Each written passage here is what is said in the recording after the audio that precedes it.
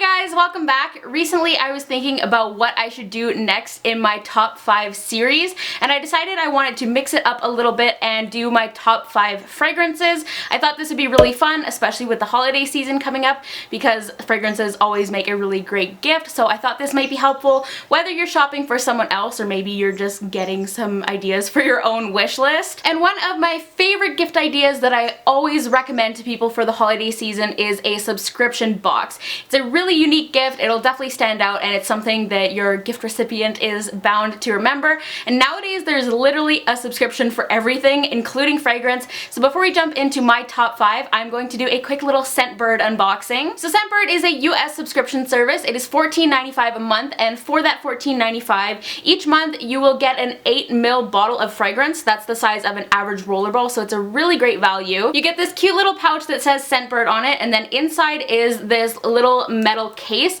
and this is reusable. Basically what you do is you twist up and then your little fragrance atomizer is inside, and to switch them out it just pops right out really easily, and you can put in whatever fragrance you want. I really like the white, but if that's not your thing, they also have like cute little colored ones to purchase as well. So each month you can choose a fragrance, you can pick your own if there's like something you've been dying to try, or they do have recommendation tools on their website if you're not totally sure what you're going to like, or if you're feeling really adventurous you can choose their fragrance of the month. They always have one recommended on their website. The best part about Scentbird, in my opinion, and what really makes it stand out from the other fragrance subscriptions I have seen and tried, is the fact that they have such a huge selection. I'm kind of a fragrance snob, I'm not going to lie. I tend to go for higher end reputable brands, and they essentially have all of the same brands you would find at a department store or in Sephora. They have Tom Ford, Giorgio Armani, Yves Saint Laurent, Juicy Couture. I could go on forever, but they have over 450 different scents to choose from, and like I said, they're all high-end brands. Each vial is actually enough to wear the fragrance for an entire month, and you also do get a $15 credit towards a full-size fragrance later on.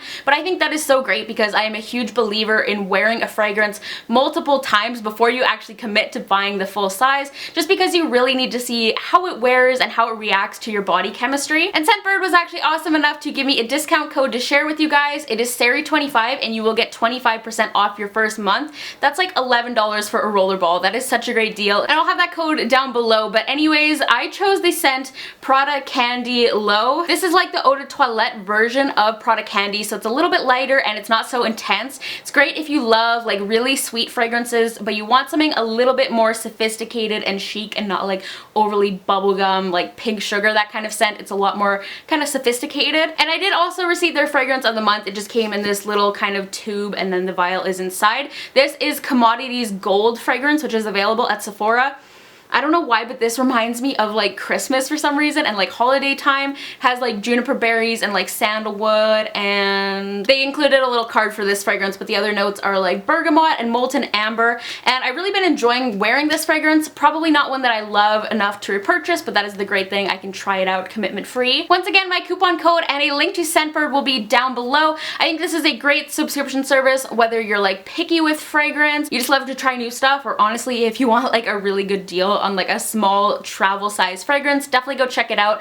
I personally own a ton of fragrances, and I'm at the point where I don't really want to buy full sizes and expand on my collection, so I love the idea of this subscription service. And finally, side note, I also think this is great for men because you can like never get small sizes of men's colognes. Check that out below. But anyways, on to my top 5 favorite fragrances. I'm going to start off with the 2 perfumes that I kind of consider my signature scents, and then after this it's not really in any particular order. These are 2 scents that I wear all year round, and honestly if you have ever wondered what I smell like, go smell these and that'll pretty much sum it up for you. So my everyday fragrance is the Tory Burch Eau de Parfum.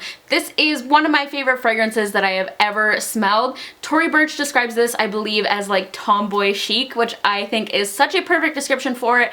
It's feminine and sophisticated, but it's not like too much of anything. It's not too fruity or sweet or anything like that. I think it's a really great balance of like citrusy and floral with a little kind of like hint of woodiness at the base of it. I'm looking over here because I jotted down some of the the notes for the fragrances, but the notes that stand out to me are grapefruit, bergamot, peony, and sandalwood. I just think this fragrance suits me really well and I can't get enough of it. And this is my second bottle. I'm getting pretty low, so I'm going to need to repurchase this fairly soon. My second fragrance is Givenchy Dahlia Divin. This is more my like date night and special occasion kind of scent, but sometimes I'll just like throw it on if I'm just like chilling or like going to the mall. It just really depends on my mood. And I've had this for a year, but it looks like I barely put a dent in it because it is so powerful and so long wearing.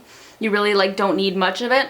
And this is like the fragrance I wear when I want to feel like I have my life together. It's like my sophisticated and grown up scent. It's very chic, and I classify it with the likes of Chanel and Dior and Chloe, those kind of like timeless and elegant scents. But what I love about this so much is it's not as floral as some of those scents. It's kind of like their more woodsy, earthy counterpart. It has vetiver, patchouli, and sandalwood, but then it also has golden plum and white florals in it. It's just like kind of earthy and sexy, but still classy at the same time. I just absolutely love it. Fragrance number 3 is Dolce & Gabbana Light Blue. I actually don't have this at the moment because I did use it up, and it's a fragrance that I only wear in the spring and summer months, so I've just been waiting to repurchase it. It is a very clean and crisp kind of scent. I'm not really a fan though of like laundry-esque kind of scents, like those clean kind of fragrances, but this has more like fruity and citrusy notes that kind of offset this and still make it a little bit more fun. Sicilian citron, Granny Smith apple, bamboo, and cedarwood are the notes that stand out to me.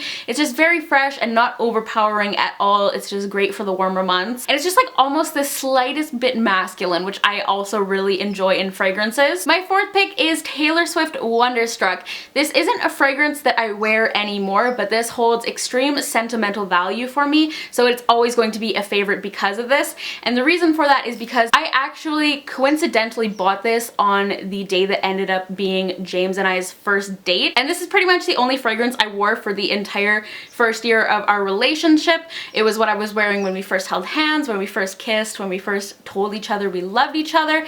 So I just don't wear it anymore because I kind of want to reserve it for those memories, you know? It just makes me like very emotional when I smell it. It's a very sweet and fruity and kind of youthful fragrance, and it has notes like raspberry, peach, honeysuckle, hibiscus, and sandalwood. And finally, I'm kind of cheating on this one because it is actually 2 fragrances, but I always wear these layered together, and it is Elizabeth and James Nirvana White and then Nirvana Black. I feel like these are just really popular fragrances because they're kind of simple. I feel like most women I meet really like these, so I think they are a kind of safer bet for like the gifting season. The white scent is peony, muguet, and musk, and then the black is violet, vanilla, and sandalwood. This is a combination I really only wear in the fall and winter time, especially layered together. They have kind of like a deeper, mysterious kind of like air to them and a little bit masculine as well, especially with the black layered in.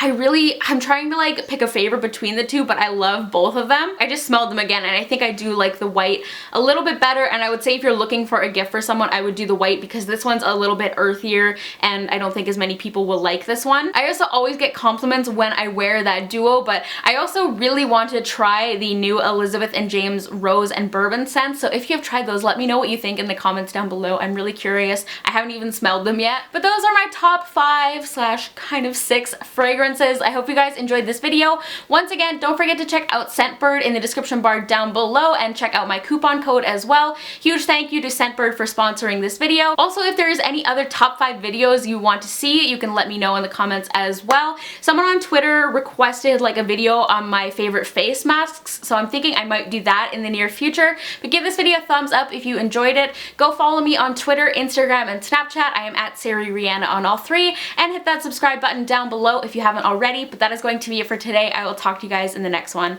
Bye guys. Aside from one like vibrant classic red, the shades are very muted. Overall, it has a very grungy 90s kind of feel. There are a lot of brown tones and mauves and kind of rosy shades, as you will see in these swatches at the end.